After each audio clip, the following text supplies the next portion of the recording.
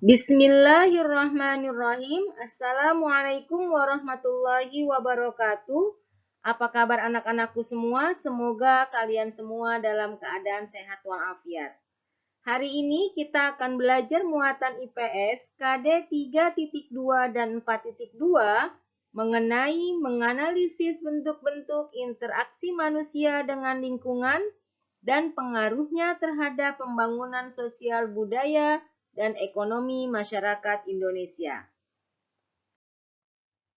Pada kesempatan kali ini kita akan belajar mengenai pengertian interaksi sosial, jenis-jenis interaksi sosial, contoh interaksi sosial di lingkungan masyarakat, serta interaksi sosial dalam pembangunan sosial budaya.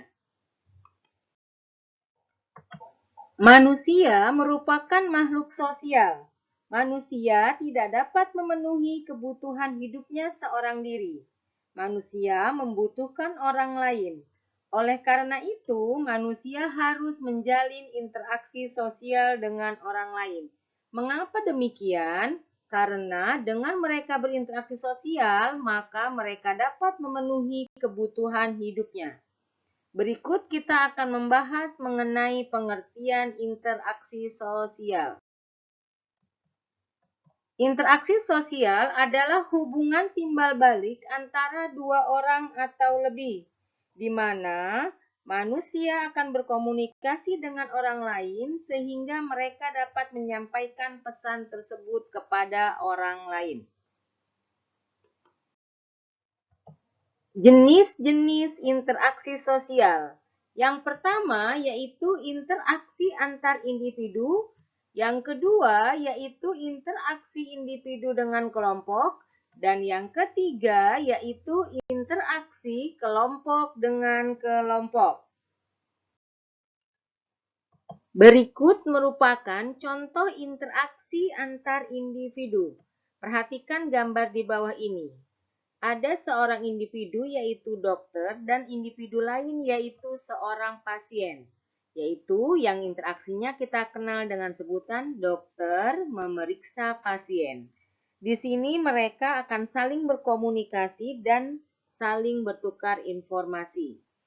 Selanjutnya yaitu ibu mengajarkan anaknya membaca Al-Quran. Di sini pun terjadi interaksi antar individu yaitu seorang ibu dan anaknya. Selanjutnya yaitu contoh interaksi individu dengan kelompok. Perhatikan gambar di bawah ini yaitu di sini Patir membaca puisi di hadapan teman-temannya. Di sini Patir sebagai individu sedangkan teman-temannya dalam satu kelas itu disebut kelompok. Maka pada gambar tersebut terjadi interaksi antara Fatir sebagai individu dan teman-temannya sebagai kelompok. Contoh lainnya yaitu Bapak guru mengajarkan siswa di kelas. Bapak guru di sini bertindak sebagai individu, sedangkan para siswa di kelas sebagai kelompok, sehingga termasuk dalam contoh interaksi individu dengan kelompok. Contoh selanjutnya yaitu interaksi kelompok dengan kelompok. Perhatikan gambar di bawah ini yaitu di mana ada dua tim yang sedang bertanding tarik tambang, yaitu kelompok A bertanding melawan kelompok B melakukan lomba tarik tambang. Nah, di sini kelompok A sebagai kelompok 1 dan kelompok B sebagai kelompok 2. Mereka saling berinteraksi. Oleh karena itu, interaksi tersebut dinamakan interaksi kelompok dengan kelompok. Pada gambar tersebut dapat kita lihat bahwa terdapat interaksi di masyarakat di mana masing-masing individu saling berinteraksi dalam kegiatan kerja bakti di lingkungan masyarakat. Interaksi yang mereka lakukan tentunya dengan tujuan agar lingkungan tempat tinggal mereka tetap terjaga kebersihannya. Interaksi yang dilakukan masyarakat tersebut bersifat persatuan. Dengan menjaga interaksi yang baik antar seluruh masyarakat, dalam segala aspek kehidupan tentunya dapat mendukung pembangunan nasional. Interaksi sosial di lingkungan masyarakat. Berikut merupakan contoh interaksi sosial di lingkungan masyarakat dalam upaya menciptakan lingkungan yang bersih, aman, dan tentram. Yang pertama yaitu melaksanakan kerja bakti secara rutin. Dengan interaksi yang dilakukan masyarakat dalam kegiatan kerja bakti, maka itu dilakukan dalam upaya agar lingkungan tempat tinggal mereka menjadi nyaman dan juga bersih. Selanjutnya yaitu mengadakan ronda malam atau siskamling.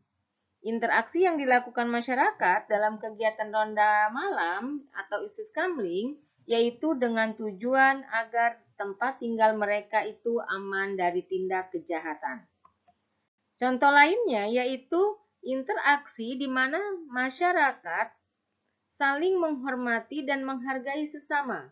Dengan saling menghormati dan menghargai sesama, maka akan tercipta kehidupan yang aman dan nyaman di dalam masyarakat.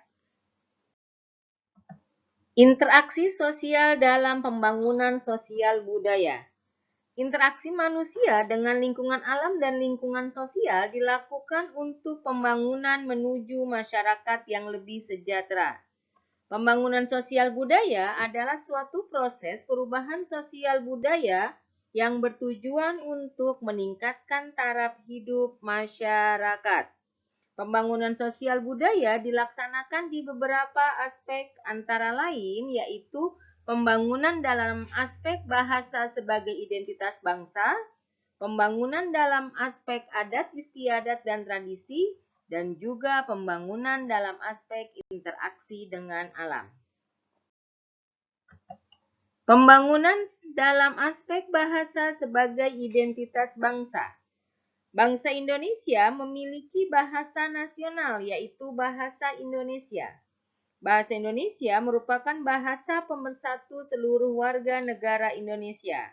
Sementara itu, bangsa Indonesia juga memiliki beragam bahasa daerah dari berbagai suku. Pembangunan dalam bidang bahasa antara lain yaitu yang pertama, bahasa Indonesia diajarkan di sekolah, yaitu tujuannya agar semua warga negara Indonesia dapat berkomunikasi menggunakan bahasa Indonesia dengan baik dan benar. Yang kedua, yaitu bahasa Indonesia digunakan di sekolah. Bahasa Indonesia digunakan di sekolah, lembaga pemerintahan atau tempat-tempat lain sebagai alat komunikasi utama.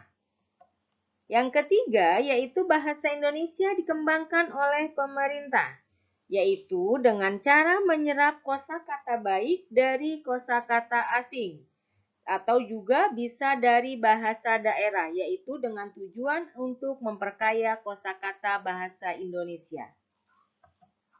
Selanjutnya yaitu menjadikan bahasa daerah sebagai kekayaan bangsa, yaitu dengan cara melestarikan bahasa daerah. Oleh karena itu, dalam kegiatan upacara adat atau percakapan sehari-hari di dalam keluarga masih menggunakan bahasa daerah. Pembangunan dalam aspek adat istiadat dan tradisi.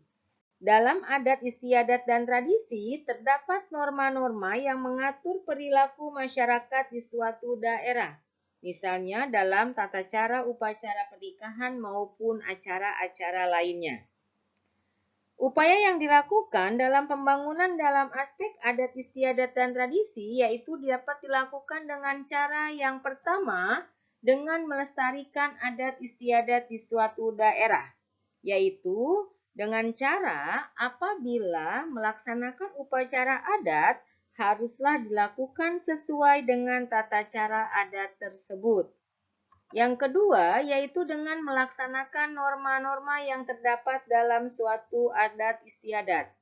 Dalam interaksi di masyarakat, misalnya yaitu warga yang masyarakat yang lebih muda haruslah menghormati orang yang lebih tua, Itu merupakan norma yang terdapat dalam adat istiadat di masyarakat. Pembangunan dalam aspek interaksi dengan alam. Manusia memanfaatkan alam untuk diolah dan digunakan untuk memenuhi kebutuhan hidup. Berikut merupakan pembangunan dalam aspek interaksi dengan alam yang bisa kita lakukan, yaitu yang pertama, mengolah sumber daya alam. Misalnya, mengolah kayu dengan teknologi modern. Nah, manusia yang memanfaatkan kayu harus ikut melestarikannya, yaitu dengan cara melakukan penanaman kembali tanaman di lahan yang diambil pohonnya. Yang kedua yaitu dengan membangun sarana dan prasarana, yaitu di mana masyarakat bukan hanya mengambil sumber daya alam, tetapi tetap memperhatikan dampak lingkungan agar lingkungan tidak rusak. Jadi, dalam pembangunan dalam aspek interaksi dengan alam, di mana kita memanfaatkan sumber daya alam haruslah disertai dengan pelestariannya agar ketersediaan sumber daya alam tersebut tetap terjaga. Hal ini dilakukan dengan tujuan agar pembangunan tetap berkelanjutan. Demikianlah pembahasan Bu Uma hari ini. Mudah-mudahan apa yang Bu Uma sampaikan bisa kalian pahami. Bu Uma tutup dengan membaca Alhamdulillahirobbilalamin. Wassalamualaikum warahmatullahi wabarakatuh.